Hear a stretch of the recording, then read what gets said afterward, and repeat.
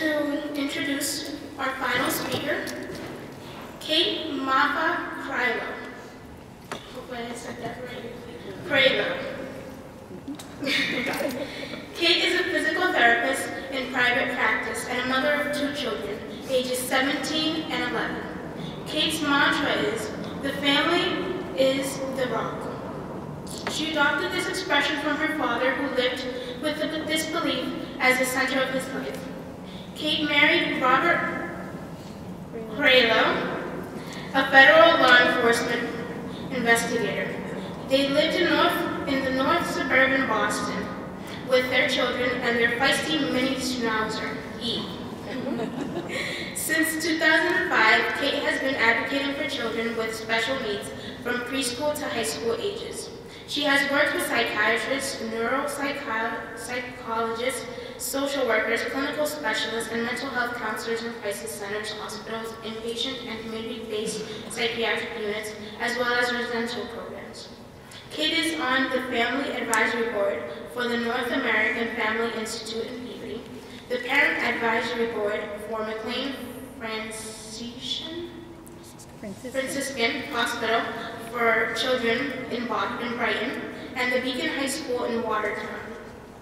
She recently became a member of the Board of Directors for the Walker Schools, based in Needham. She has spoken regarding priority in behavioral and mental health care before the Massachusetts Insurance Commission. Kate with us.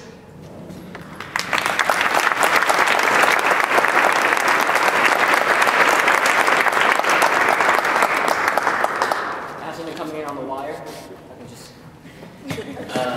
Rep. Lou Kafka. Got it? Nailed it? Yes.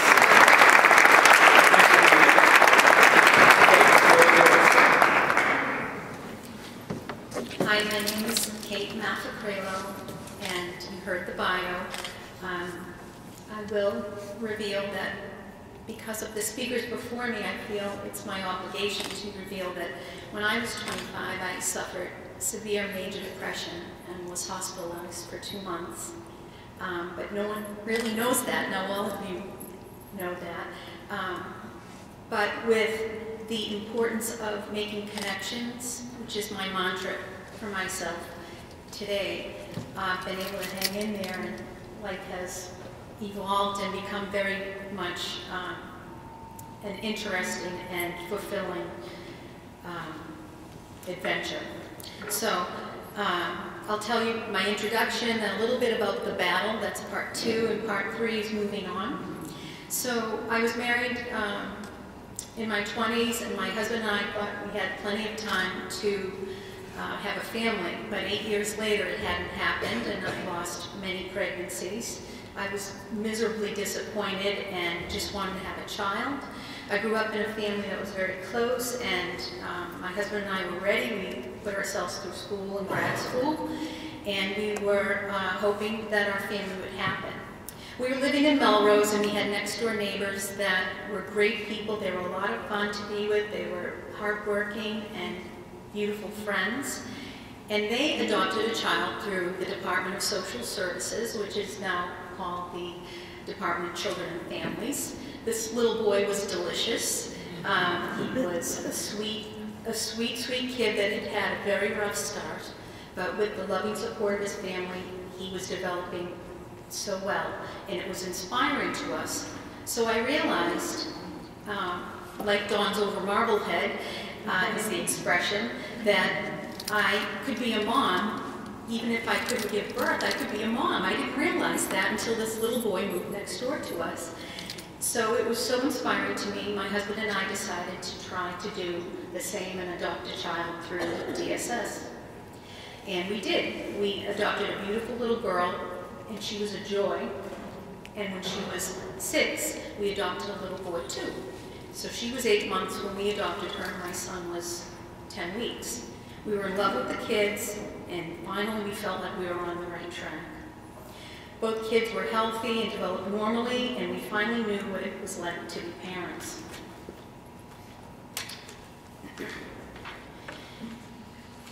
What started to happen after that was the kids showed small signs of irritability.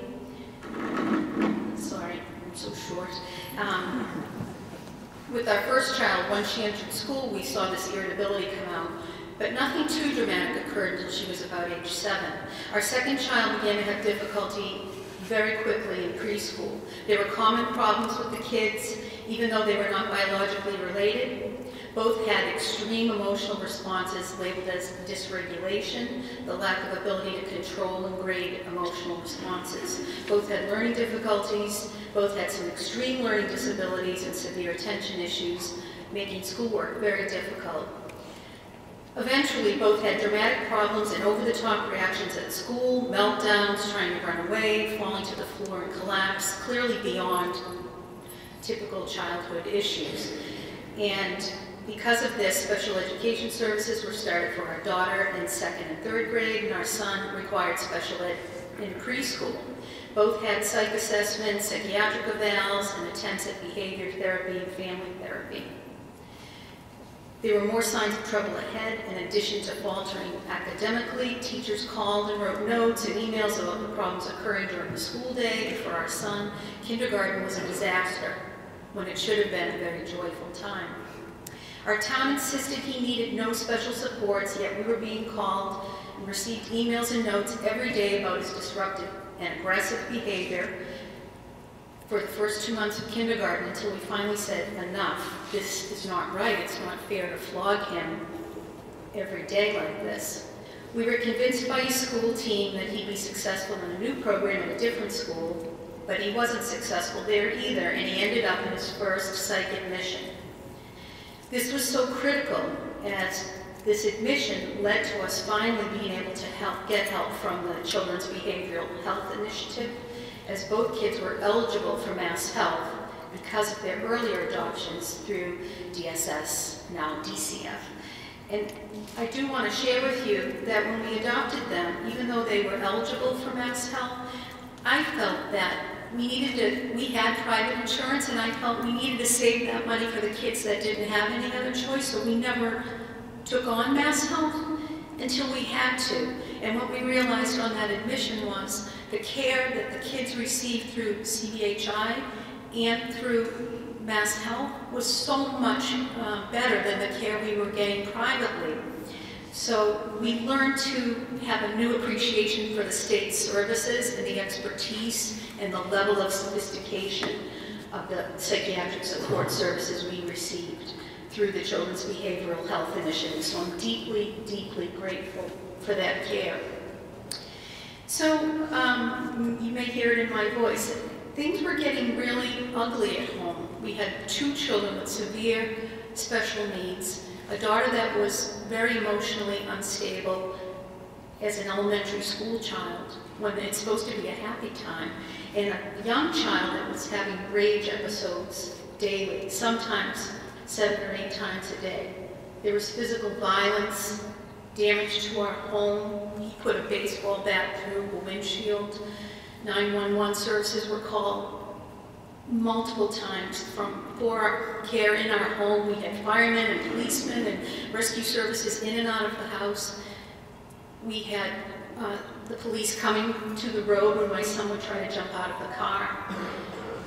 So it was a very traumatic experience, but I didn't know because I was the mom, so I just kept going day to day through all these trials and tribulations, not knowing what else I could do. And I didn't realize it, but because of the trauma we were going through with my son and his violence and his aggression, my daughter and I were both absorbing that trauma, and we were later diagnosed with post-traumatic stress from living in that environment where you're walking on glass or walking on ice and you don't know when you're going to be calling for another emergency or another crisis.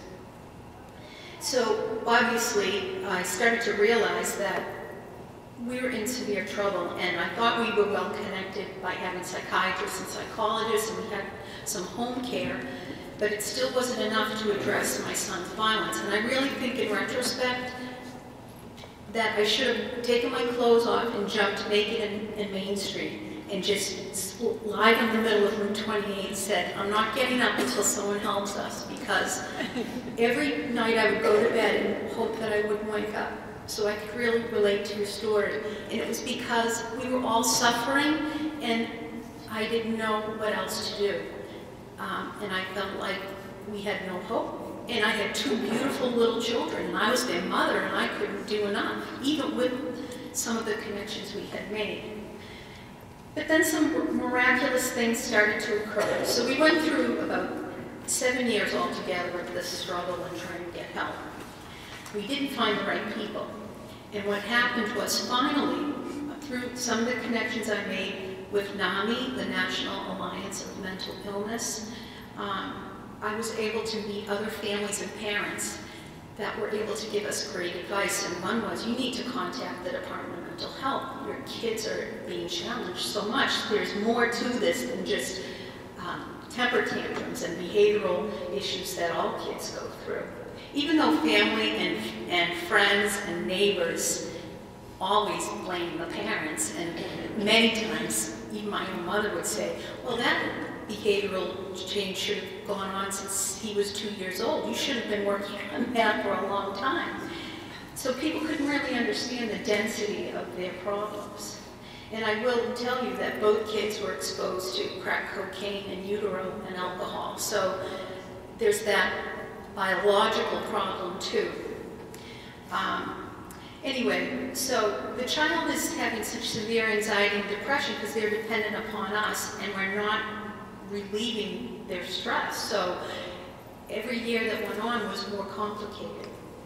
So finally, as I said, I made contacts through NAMI and the Parent Advocacy League and the Federation for Children with Special Needs. They were all life-saving organizations for us, because we were depending upon the town and the school to drive. I always say they drive the bus. You think when you send your kid to school, they're the experts about children.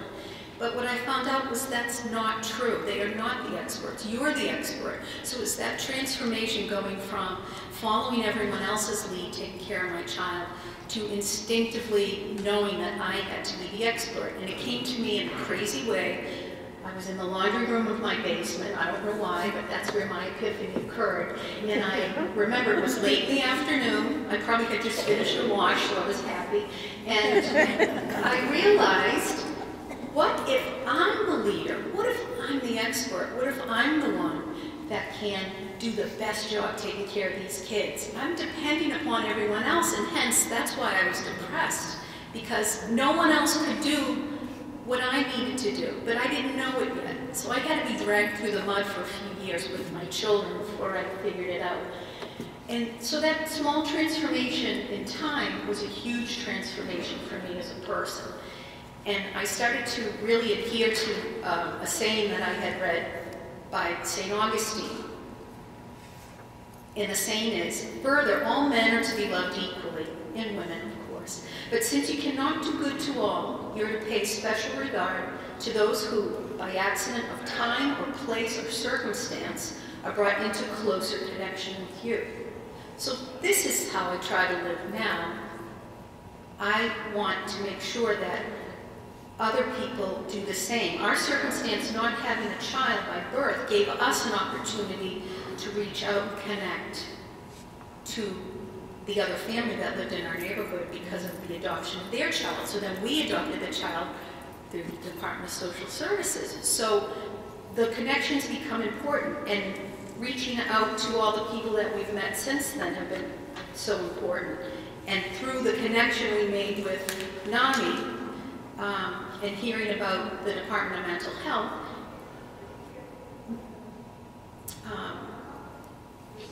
caused us to invest the time and effort that it takes to apply to the Department of Mental Health for services. And for the first time, I remember that day so well, the day we met with the team. It was on appeal for my son. We met with the team, Walter Condit, Linda Richards, and Lori Gobile, and I remember thinking, they get it, they get it. It was the first time I was in a room with a team where I felt the experts were the experts, and that they understood the layers that we had been through and the struggling of the kids. and they clearly recognized that we did need help. And so since that time, we received support for both children who had severe mood disorder and other things.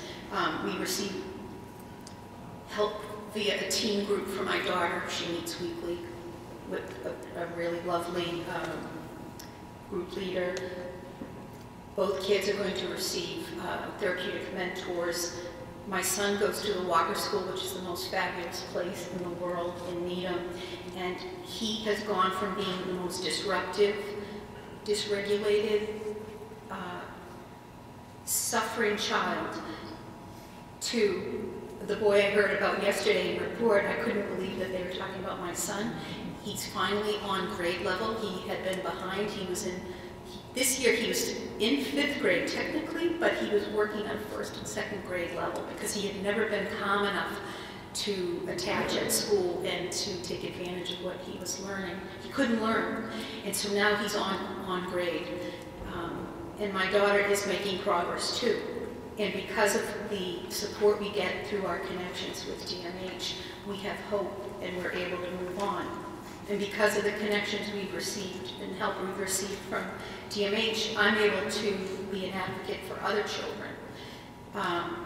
Because my kids had 20 psychiatric hospitalizations and they were moved from different schools and we were desperate and we got the help from DMH, I'm able to be on these boards that were explained in the bio and reach out to the other children and meet the other children that are there. Half of them don't have parents. So they need us. They need all of us. And these children with support and help will go on and hopefully continue to reach out and connect to others. So I want to thank you for listening to that long story. And please continue to advocate for children that have brain-based issues. Please continue to demand equal coverage for people with mental health disorders. I pray that no one here has to experience an ER stay with a child for mental health problems because you will sit in a white room with prison guards on a bed with nothing else in it for over 24 hours waiting for a bed. And it's like your child is in a POW. And to get rid of the stigma attached with mental illness. So thank you very much.